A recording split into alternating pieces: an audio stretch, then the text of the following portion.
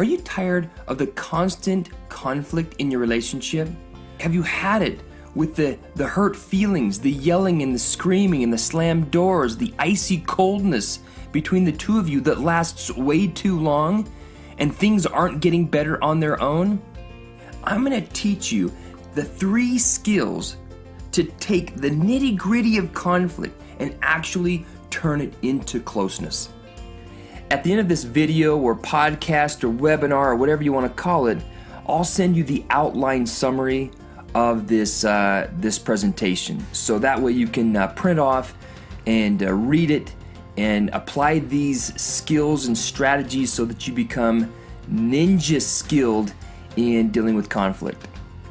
Now, the 3 secret skills are actually 3 responses to the 4 statements in conflict. That's right, there's only 4 statements in conflict. Knowing this will help you sort through what seems like random slashing and clashing of words and phrases and demystifies conflict. The 4 statements in conflict are these. First, criticisms. Second, questions. Third, declarations. And finally, fourth, commands. A criticism is a statement about you or your behavior. For example, you never help out around the house, or you didn't take out the garbage, you're always late. If the statement starts with the word you, it's probably a criticism. The next statement in conflict is a question. Now, a question is a statement requesting information. For example, hey, why didn't you take out the garbage this morning? Hey, what took you so long to come home? So a question is a request for information. Now, the third statement in conflict is a declaration. A declaration is a statement about the person speaking or a general description of the situation. For example, I've had it, or this isn't working. We are going in circles. If the statement starts with the word I or we or this, it's probably going to be a declaration. Finally, the fourth statement in a conflict is a command. A command is a statement telling you to do something. Grow up. Leave. Be quiet. So it's telling you to do something. So there you have it. There are only 4 statements in conflict. Now let's talk about the 3 responses, because the 3 responses to the 4 statements in conflict are the 3 secret skills you need to turn conflict into closeness. First, let's look at responding to criticisms. The normal response to a criticism is to get defensive and either explain yourself. For example, I didn't have time, which usually comes across as an excuse, or you point out how the other person is misinformed. Okay, like you would say something, well, obviously you don't know because I've already done it. You haven't even checked, which usually comes across as an excuse, okay? Or sometimes we do a diversionary counter-criticism. For example, I can't believe you're jumping on my case. You do the same thing, and I don't complain. Without being a social scientist, you can tell right away that no matter how right you might be, the person who's being critical isn't going to soften and apologize with those responses. So instead of responding the normal way with defensiveness, which doesn't work, I want you to do something completely unnatural that does work. I want you to listen for and respond only to the element of truth in the criticism. That's right. When you hear a criticism, okay, a statement that is about you or your behavior, I want you to focus in on what is true about the criticism. And imagine a scale from 0 to 100%, where 0 is not true at all and 100 is like completely true. And you have this scale in your mind. So when you get this criticism, you identify where that would fit on the line of truth.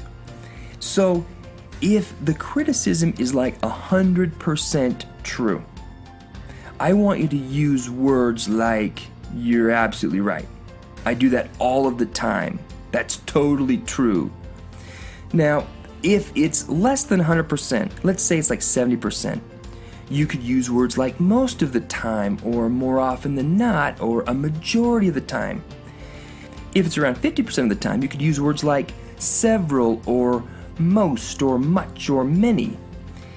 If it's around the 25% mark, you could use words like sometimes, or recently, or lately. Now, if it's less than 10%, you could use words like in the past, or there have been times, or this particular time.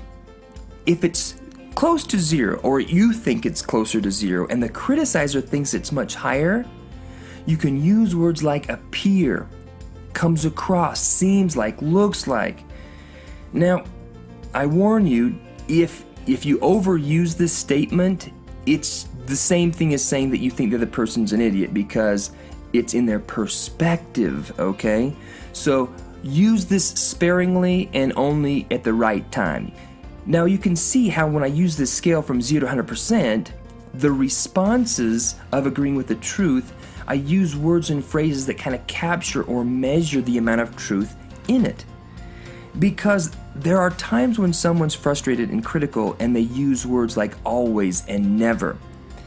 And if we get caught up into this debate or argument about whether or not always and never should be used in conflict, well, that is a moot point. That is a futile conversation to have, because always and never will remain a part of the dialogue in conflict. So when we hear always and never, we just take those words out and replace the period of the statement with an exclamation point. So that's how you respond if the criticism ranges between 0 and 100%. Now, what do you do if it's 0% true? I mean, like totally not true.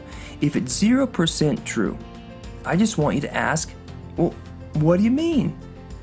When you ask the question, what do you mean? This compels the person being critical to reevaluate what they're saying. And it forces them to be more specific, or it helps them kind of tone it down a little bit, take the edge off. All right? So let's use an example. You never help around the house. All right, now I might evaluate that this is about 30% true. So I might say something like, you know, you do way more than me around the house, that's for sure. And when I am home, I don't help out with the cleaning, like the major cleaning, like the bathrooms or the laundry, the vacuuming, or any other major chores around the house. So I can totally see why you would say that I don't help around the house. Now notice, I didn't get into the never or the always. I just ignored that. So whatever is true, I agree to, I'm accountable to. I'm going to be specific, I'm going to own it, and I'm going to own it without apology. Now, when you own it without apology, that doesn't mean be proud about it. You just accept it with accountability. All right? So the first secret skill is responding to criticisms by agreeing with the element of truth. Nothing more, nothing less. All right. So that brings us to the second secret skill in turning conflict into closeness, and that is responding to the questions. Now, a question is a statement requesting information. Now, depending on the emotional temperature of the person who is asking the question, you either answer the question, that's if they're kind of chill, or you ask a question to them to see if they really want to know. And all you say is, do you really want to know? So if they're really spicy and upset and still on that edge, then in that moment, they're really not able to hear what you're saying. So when you ask the question, hey, do you really want to know? It forces them to think, do they really want to know? And that kind of softens them, just to takes them down a notch so they can hear you when they say, well, yeah, that's why I asked the question. And then you go ahead and answer the question. But sometimes in questions, you get a loaded question. And a loaded question is a question with assumptions in it. When we get those loaded questions, we need to split that question into two different statements. So here's an example. Why are you ignoring me? Okay, notice, that's a question, but it's assuming that I am ignoring my spouse. But let's say I'm really not ignoring my spouse. So I might respond with, hey babe, help me understand what you're saying. Are you asking me a question or are you telling me that you're upset? Now, if you ask this, here's what will most likely happen. In their frustration, they're probably just going to say both. Well, that's okay because at least you're taking control and you're staying in the driver's seat on the conversation. So the response you're most likely going to get is, well, both.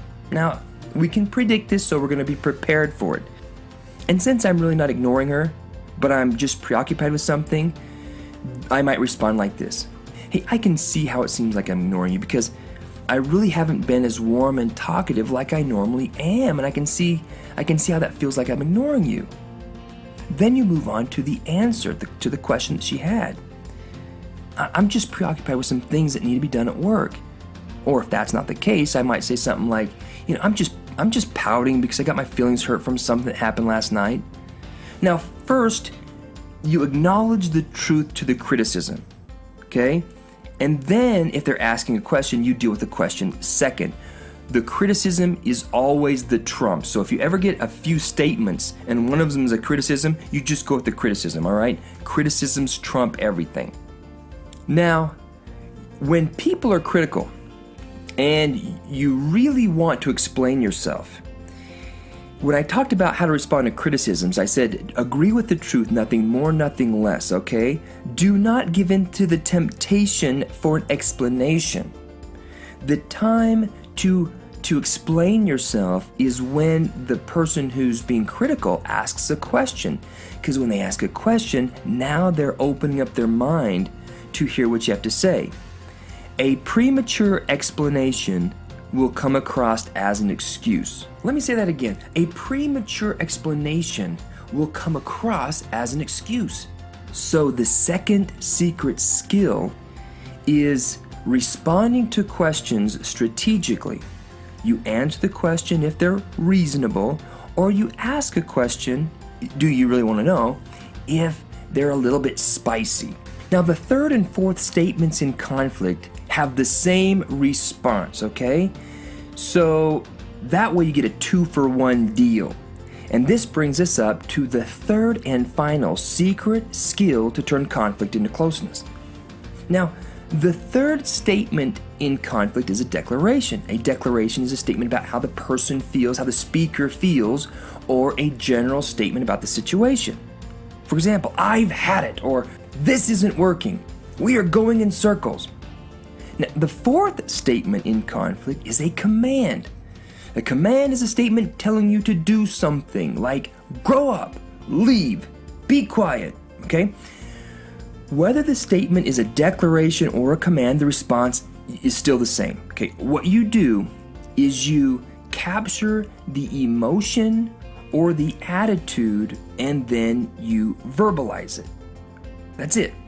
So for example, you might say something like, it seems like you're really frustrated or surprised. And to make the response easier for you to remember, all I want you to do is start your statement with, it seems like you're really, and then you fill in the blank with whatever emotion or attitude they have. And you don't have to be too creative because chances are the emotions that they're going to be experiencing are frustrated, upset, disappointed, hurt, and the attitudes that they might have would be certain or confused or surprised. And so you just listen to what they say and then you kind of go, okay, which emotion or attitude would best match that statement? And then you verbalize it, all right? I can see that you're really angry, all right? I can see that you're really frustrated. Notice, you don't have to agree or validate what they're experiencing. All you have to do is show that you understand what they're experiencing. That's where the magic is. So let's summarize. There are only 4 statements in conflict: criticisms, questions, declarations, and commands. If you get a criticism, you listen for and respond to the element of truth. Nothing more, nothing less. If it's a question, you either answer the question or you ask them if they really want to know. And if it's a declaration or a command, you capture their emotion or attitude and you verbalize it. It's that simple. So here's my question to you. Are you going to settle for a good enough marriage, or do you want something more? To have an extraordinary marriage does not require extraordinary effort.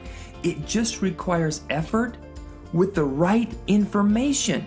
And I know what it takes to make an amazing marriage. If what you just heard resonated with your soul and inspired you to do something to dig a little deeper to make your marriage more amazing, then call the phone number on the screen or fill out the information and we'll have someone talk to you about the Marriage Transformation Program. Because I want your marriage to be another success story.